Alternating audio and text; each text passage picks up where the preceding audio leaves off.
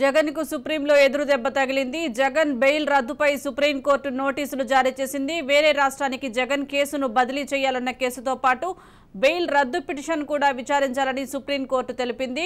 అక్రమాస్తుల కేసులో CM Jagan bail రద్దు చేయాలని సుప్రీంలో వైసీపీ ఎంపీ రఘురామ పిటిషన్ దాఖలు చేశారు. జగన్ బెయిల్ రద్దు చేయాలన్న రఘురామ పిటిషన్ను 2022 అక్టోబర్ 28న తెలంగాణ హైకోర్టు కొట్టివేసింది. తెలంగాణ హైకోర్టు తీర్పును సవాల్ చేస్తూ రఘురామ సుప్రీంకోర్టును ఆశ్రయించారు. తదుపరి విచారణ జనవరి మొదటి వారానికి వాయిదా పడింది.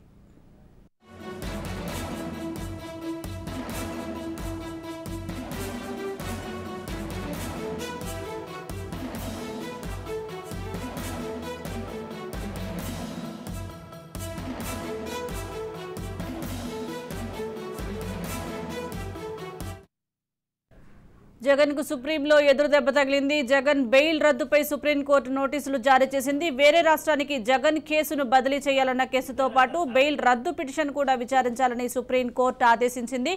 అక్రమాస్తుల కేసులో సీఎం జగన్ బెయిల్ రద్దు చేయాలని సుప్రీంలో వైసీపీ ఎంపీ రఘురామ పిటిషన్ దాఖలు చేశారు. జగన్ బెయిల్ రద్దు చేయాలన్న రఘురామ పిటిషన్ను 2022 అక్టోబర్ 28న తెలంగాణ హైకోర్టు కొట్టివేసింది. తెలంగాణ హైకోర్టు తీర్పును సవాల్ చేస్తూ రఘురామ సుప్రీంకోర్టును ఆశ్రయించారు. తదుపరి విచారణను జనవరి మొదటి వారానికి వాయిదా పడింది. దీనికి సంబంధించి పూర్తి అప్డేట్స్ గాలిబ్ అందిస్తారు. గాలిబ్, ఏపీ ముఖ్యమంత్రి జగన్మోహన్ రెడ్డి బెయిల్ రద్దు చేయాలంటూ కూడా ఎంపీ రఘురామకృష్ణరాజు వేసిన పిటిషన్ కు సంబంధించి కీలక ఆదేశాలను హైకోర్టు ధర్మాసనం ఇవ్వడం జరిగింది. జగన్, సిబిఐ సహా ప్రతివాదులందరికీ Justice Abhay S Oka, Justice Pankaj Mithal నేతృత్వంలోని ధర్మాసనం నోటీసులు జారీ చేయడం జరిగింది. గత 10 ఏళ్లుగా జగన్ బెయిల్ పై ఉన్నారని, అధికారంలోకి వచ్చాక సాక్ష్యాధారాలు చెరిపివేస్తున్నారని, వెంటనే బెయిల్ రద్దు చేయాలంటూ కూడా ఎంపీ రఘురామకృష్ణరాజు హైకోర్టులో పిటిషన్ వేశారు. ఈ పిటిషన్ పై సుప్రీంకోర్టు విచారణ చేపట్టింది.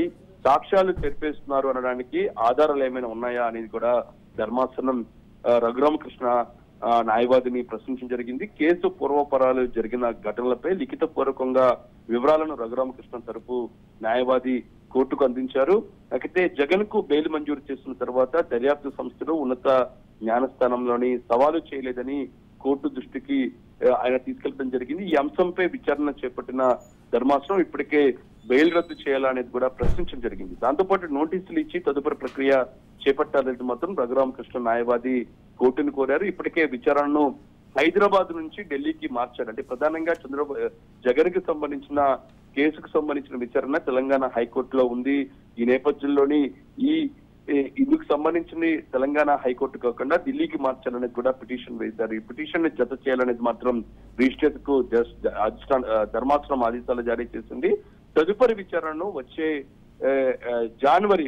ఏడాది జనవరి తొలి వారానికి వాయిదా వేసినట్లుగా హైకోర్టు ధర్మాసనం జరిపింది. ఓవరాల్ గా చూసినట్టయితే రఘురామకృష్ణకి వేసిన పిటిషన్ పై జగన్ కు సుప్రీంకోర్టు న్యాయస్థానం నోటీసులు జారీ చేయడంతో పాటు ఇందుకు సంబంధించిన ఎవరైతే ప్రతివాదులు సిబిఐతో పాటు ఇతర ప్రతివాదులు కూడా నోటీసులు జారీ చేయాలన్న ఆదేశాలు జారీ చేయడం జరిగింది.